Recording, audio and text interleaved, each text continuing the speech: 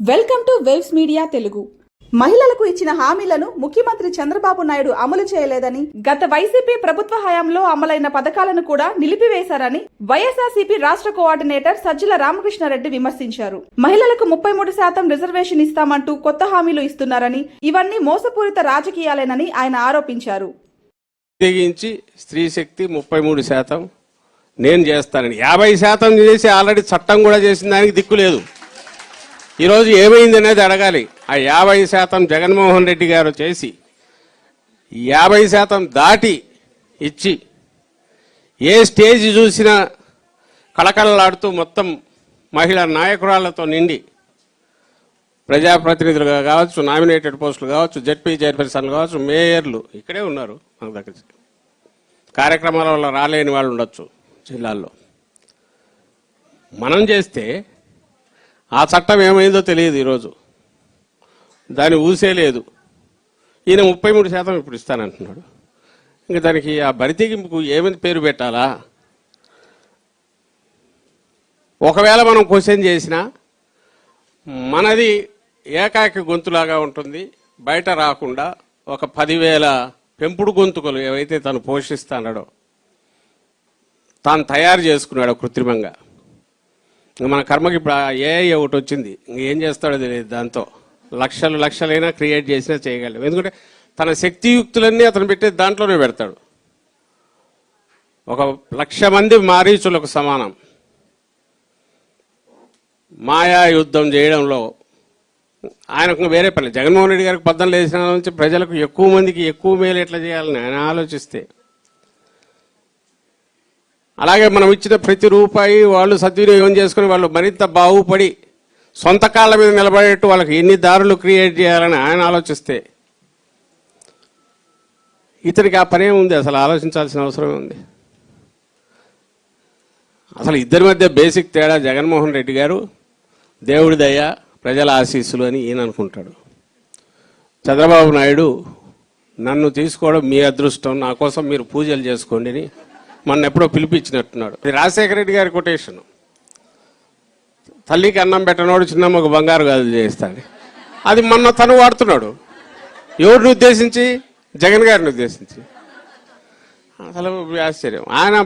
ఆమె భువనేశ్వరమ్మ, ఆమెది కూడా వినిటారనుకుంటా మీరంతా. ఈ మధ్య 2004లో అప్పుడు తర్వాత రాజశేఖర రెడ్డి ఎన్నికలకు ముందు ఫ్రీ కరెంటు రాజశేఖర రెడ్డి గారు చెప్పారు, మీరు కూడా చెప్పేయండి, తర్వాత సాధ్యం కాకపోయినా దట్స్ ఎ డిఫరెంట్ ఇష్యూ, ముందు ఎన్నిక అవుతాం కదా అంటే, పొరపాటున కూడా ఒకసారి మాట చెప్పినాక నేను తప్పలేనని ఈయనన్నా అంట చంద్రబాబు నాయుడు గారు. మాట తప్పని మడమ తిప్పని చంద్రబాబు నాయుడు గారని ఆమె అంటున్నారు. ఎట్లా అసలు ఎట్లా? కొన్ని ఉన్నాయి స్థిరమైన తప్పు లేదు. అది కూడా ఆ లైన్ ఆఫ్ థింకింగ్ ఉండొచ్చు, అది ఫిలాసఫీ కావచ్చు. నేను ఇదిగో ఈ లైన్లో ఆలోచిస్తున్నాను, ప్రజలు దాన్ని ఎన్నుకుంటే ఓకే. అంతేగాని నువ్వు నీది కానిది నువ్వు క్లెయిమ్ చేయడం ఏందని. జగన్మోహన్ రెడ్డి గారో లేదా అంతకుముందు రాజశేఖర రెడ్డి గారో తాము ఏదనేది వాళ్ళ ప్రతి మాట ప్రతి అడుగు రెండిట్లో తేడా ఉండదు. ఈ రోజుకు ఉండదు. ఈ రోజుకు జగన్మోహన్ రెడ్డి గారికి ఈ ఒక్కటి చెప్పు, నీకు అధికారం 10 ఏళ్ల పాటు శాశ్వతం, 20 ఏళ్ళంటే ఆయన గిలగిల కొట్టుకునే అదైతే నేను చెప్పాడు, అవసరమైతే వదిలేద్దామంటాడు.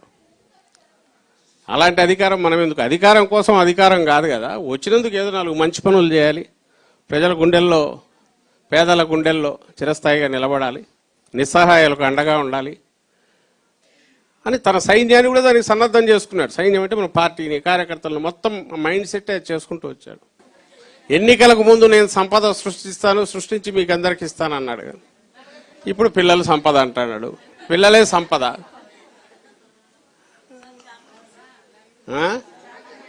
ఏమా? సో దీనికి సంబంధించినంత వరకు ఈయన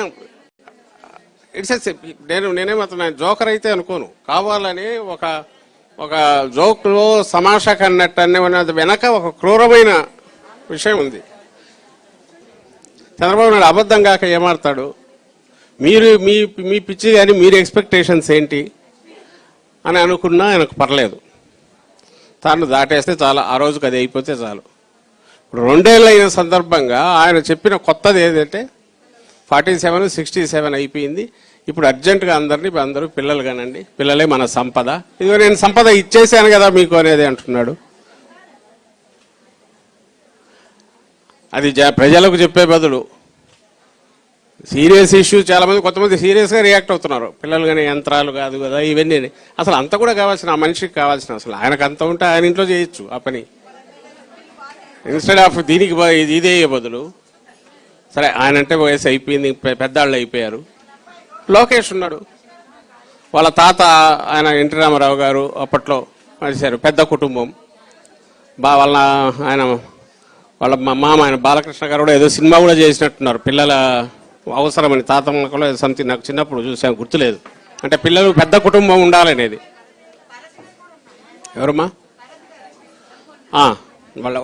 వాళ్ళంటే వాళ్ళు దూర బంధువులు అవుతారు అనుకో, వీళ్ళ కుటుంబం వరకు చేయొచ్చు, వద్దని ఎవరన్నారు.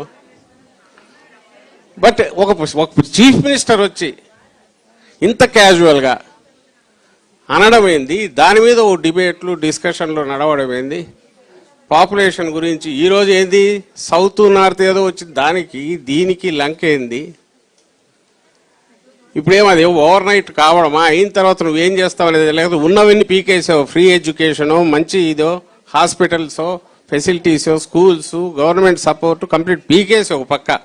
పోనీ ఇవన్నీ బాగా పనిచేస్తే కుటుంబం పెద్దదైతే దానివల్ల ఉండే అడ్వాంటేజెస్ ఆయన పెద్ద ఆయన చెప్తున్నాడు అనుకోవచ్చు. ఉన్నవన్నీ పీకేసావు నువ్వు, కార్పొరేట్ మొత్తం దీనికి చేసేసావు, ప్రైవేటైజ్ చేసేస్తావు. ఇంకో పక్క 30,000 ఇస్తాడంట, 30,000 40,000 ఇచ్చేది ఆయన. ఈ నెలకు 1,500 ఏమైందో తెలియదు. ఆడబిడ్డని ఇది అన్నాడు, తెలియదు. నువ్వు చేయాల్సింది హామీ ఇచ్చింది, దాని గురించి ఆన్సర్ ఇవ్వట్లా.